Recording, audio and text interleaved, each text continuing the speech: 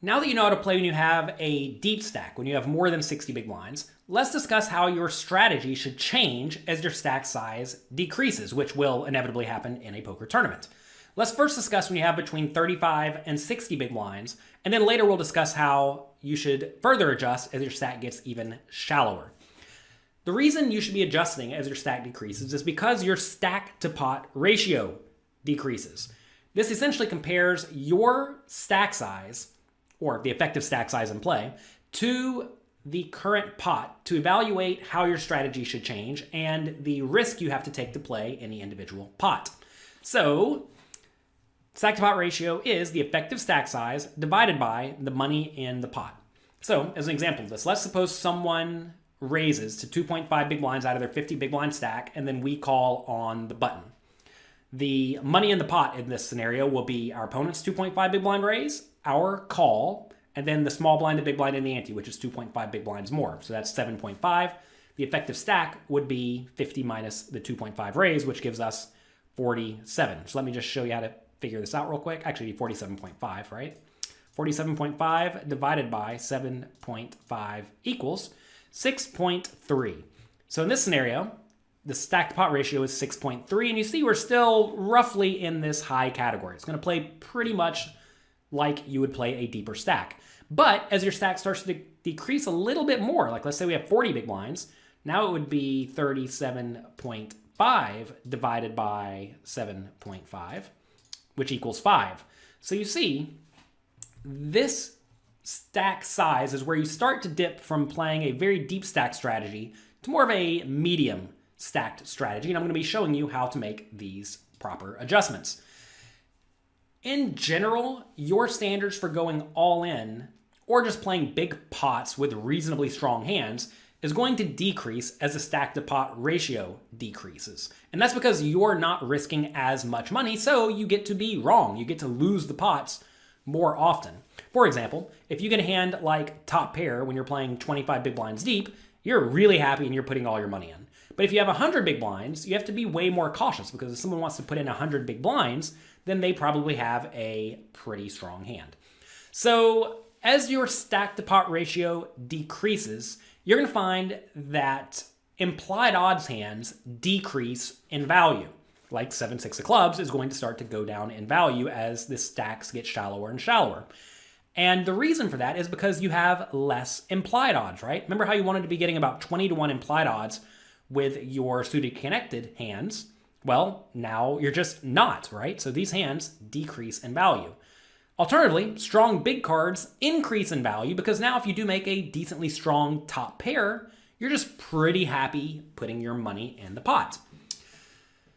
Because, like we said earlier, you're just not risking that much money to win the pot. So if you make decently strong top pairs, you're just happy to get it all in. Sometimes you're going to go broke, sometimes you're going to double up, but that is what you have to do when you are playing shallower and shallower stacks. In general, when you are out of position, you're going to be incentivized to go all in or just build the pot. And the reason for that is because when you're out of position and all the money's all in, position doesn't matter anymore because there is no post-flop betting. So you're going to find that there are some scenarios where when someone raises, you're just going to want to jam your whole stack in. And I know that may feel risky, but it completely mitigates your opponent's positional advantage. So that is something you'll also start to see as our stack size decreases. Not so much with this exact stack size, but as we get shallower and shallower, you will definitely see that that is the case. So let's discuss when you are folded to. As always, you should generally just follow the game theory optimal charts unless it becomes clear your opponents are making significant mistakes. And whenever everyone folds to you, most of the deep stack concepts we've already discussed will still apply. You'll start to see significant changes, though, when, let's say, you're 3-betting or when you raise and someone 3-bets you. So let's take a look at our default strategy playing 40 big blinds deep when everyone folds to us. You'll see this looks relatively similar to the deeper stacked charts, except for there are actually some subtle differences. I'm going to show you. Let's take a look at the under the gun range, playing 40 big blinds deep. You see we get to raise with 16.1% of hands.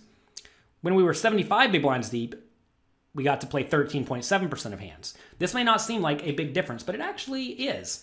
And the reason you get to play more hands when you are shallower stacked is because if you just make these strong top pair hands, you're usually pretty happy getting your money in. So you see hands like ace 10 offsuit and king jack offsuit get added to this chart, right? And that alone is going to allow you to just play a few more hands. Also, take a look at the button range here. You see the button gets to play 50.8% of hands playing 40 big blinds deep, whereas when we were playing 75 big blinds deep, it gets to play 54.8% of hands. And that's because your positional advantage matters a little bit less as you start to get shallower stacked, because the stack to pot ratios are going to be shallower across the board. Also, you'll notice, like from the low jack position, the range is the same, right? And that's because, like, sort of in the middle of the table, not a whole lot changes, but from the earlier positions, you get to play a few more hands, and from the later positions, you have to play a few fewer hands. Let's discuss now small blind strategy. So, as always, your strategy from the small blind depends entirely on the big blind's response. If the big blind's going to fold a lot, just raise a lot. If the big blind's going to 3-bet you a lot, you should raise with a very strong linear range, right? You want to figure out what your opponent is going to do incorrectly and then adjust accordingly. That said, here is the implementable game theory optimal strategy. You see, as we get shallower, because the stack to pot ratio is less, we get to just raise with more hands, because you don't really mind playing out of position when the stack to pot ratio is lower. So you see, compared to 75 big blinds, we were raising 18.4% of hands. Now we're raising with 32.8% of hands, which is a whole lot more. You'll see the hands selected are, relatively similar, right? But it's just more of them. So you still see the same like band of kind of junky suited hands raising on both charts. We just raise a few more of them. Same thing with these random blocker bluffs, same thing, right? And you see just a wider range of value hands raising. So that is your preflop strategy when folded to. Definitely make sure you pay attention to stack depth. This is very important, and it is something that many players just completely ignore. So we're going to continue now discussing how to play when different situations occur before the flop.